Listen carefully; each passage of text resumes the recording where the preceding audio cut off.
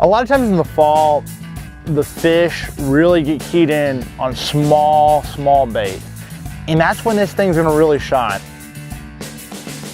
You know, the bait might look really small, and it is, and that's what's so great about it. It'll catch a lot of bass, it'll catch a lot of bluegill, it'll catch everything out there that swims.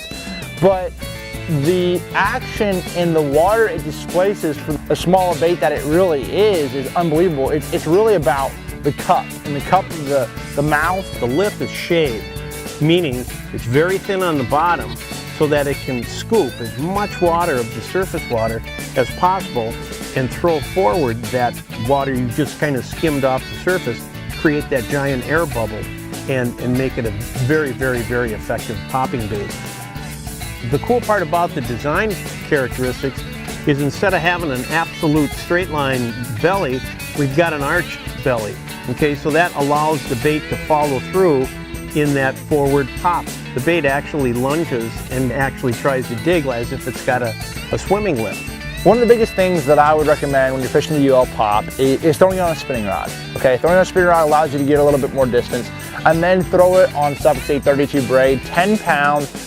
This is gonna allow you to get it a lot further, so get an extra 10 or 20 feet out of that small bait. And then also throwing a monofilament leader. I like to throw a monofilament leader on there, throwing 12 or 14 pound test on there. It works really well.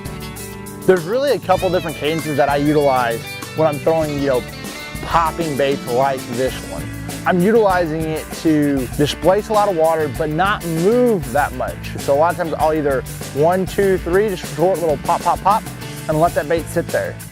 Pop, pop, pop, and let that bait sit there. Now that's one of my techniques that I mean, it's cadences that's worked all over the country, no matter where I'm at.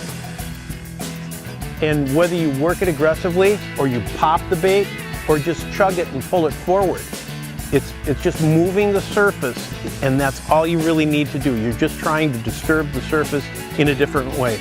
Most anglers know there are a time where if I had this or I had that, I probably could have caught a fish. And I've seen times where they won't come up on big baits, and I've been waiting for the little ultralight pop to show up, because this guy will get it done. One thing about that UL Pop is it's gonna catch everything that swims, even big bass like this. Make sure you guys pick one up, you're not gonna be disappointed.